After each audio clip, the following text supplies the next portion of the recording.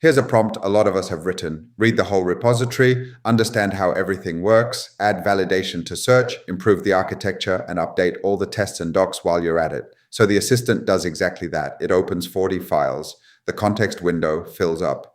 It reaches for the most expensive model. And a few minutes later, you asked for one validation check and you got a framework, 3 new abstractions, and a migration strategy.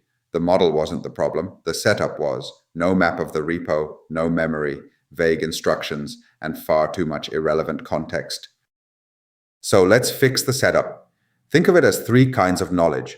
First, stable rules, your repository instructions. Written once, checked into Git.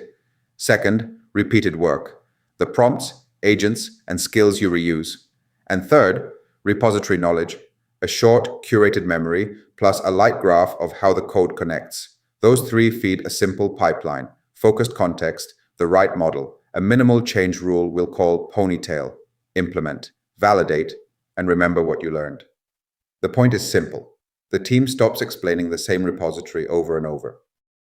You don't need 20 agents on day 1. You need 4 things. 1, a Copilot instructions file, the rules of your repo. 2, one reusable prompt, like a pull request check. 3, a short memory index, a single README that says where things live. And 4, one real task to try it on. That's it. Everything else comes later, only when repetition proves you need it. A light graph of the code, path-specific instructions, maybe one agent, maybe one skill, and a learning loop. Start small, prove the value, then productize the parts you actually repeat. Now watch how we ask. Instead of fix search, we frame it, the goal. Add input validation to the existing search feature and update its focused tests. The boundaries: follow current patterns, don't change the public contract, reuse existing utilities, add no dependencies, run the smallest relevant test first, and show the plan before editing. Goal, boundaries, evidence, non-goals, 4 lines, and the ambiguity is mostly gone.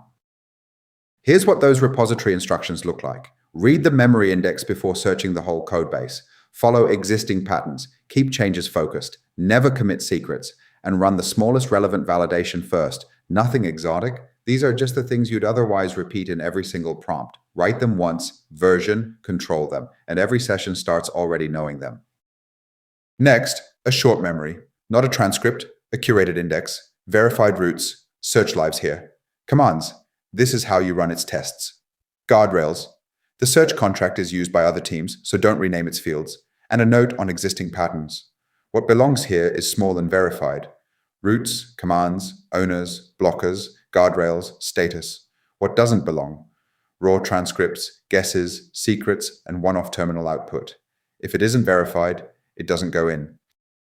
Now, instead of reading everything, we read the connected slice. We ask the graph a question. Where is search input validated, and which tests cover it? It doesn't hand back the whole repo. It hands back 4 files. The controller, the shared validation utility, the test, and the memory note. Then we build context in order, request, instructions, memory, the graph result, the focused files, and only then heavy documentation if we still need it.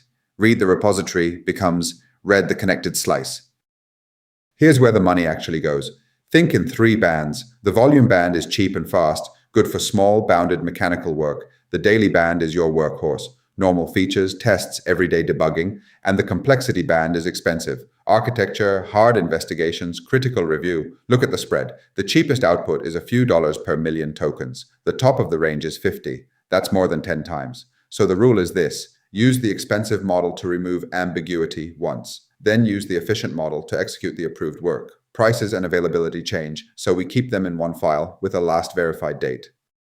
This minimal change rule has a name, Ponytail, and it's a rule, not a model. Before writing new code, it walks a ladder. Does this even need to exist? Does the repo already have it? Can the standard library do it? The platform? An installed dependency? Can it be one line? Only then do you write new code. So our agent finds the existing validation utility and reuses it. No search validation framework, no new service, no new library. Dependencies added, 0. But minimal doesn't mean careless. Validation, security, accessibility, and test evidence all stay. Now the efficient model does the work. It doesn't have to rediscover the architecture. It already has the plan, the files, the constraints, and the test command. The plan is short. Reuse the existing validator. Add validation at the current request boundary. Add 2 focus tests. Run the search suite and don't touch the public schema. Then the diff is small and boring, which is exactly what you want. A few lines in the right place. No grand refactor, no surprise abstractions, just the change you actually asked for. Then we validate. 1 command, run the search tests, 12 passed, and we capture the evidence, change behavior, search input validation. Files changed, 2. Focus tests, 12 passing. Dependencies added, 0. Public contracts changed, no. The rule of thumb, run the smallest command that could disprove the change. If that passes, you've earned confidence cheaply. Finally, we remember, but carefully. 1 verified fact goes into memory. Search validation reuses the shared utility, so don't create feature local validators. That's it. 1 useful sentence, not a transcript. And when the session gets long, we don't dump the whole history into a new chat. We write a handoff. What's completed? What files changed? What's still to verify? And a fresh session picks up from that. As context fills, you compact again. And eventually, you start clean with a structured handoff, not a wall of old text. So, before and after. Before 40+ files inspected, an unbounded request, the strongest model the whole way, a new abstraction proposed, the full suite run first, the same explanations again and again, and all that knowledge trapped in one person's chat history. After 4 focused files, a bounded plan, the expensive model only where it's justified, an existing utility reused, the focused test first, a short, reusable memory, and team knowledge in version control. We're not claiming a magic percentage. We're claiming things you can actually measure: files opened, retries, credits spent, dependencies added, review corrections. Rolling this out to a team is the same idea: small, then earned. Week 1. 1 instruction file, 1 reusable prompt, 1 memory index, 1 real task. Next, add the light graph, add a learning loop, add a single path-specific instruction, and only after repetition really proves it. Add 1 agent, add 1 skill, standardize your model guidance, and share patterns across repositories. And a word on governance. Never store secrets, pin and review external tools, give agents only the access they need, review the generated files, engineers still own design, review, and release. The tools assist, they don't decide. So here's the whole loop. Understand, frame, find, plan, implement, validate, review, remember. The goal was never to use the strongest model for every problem.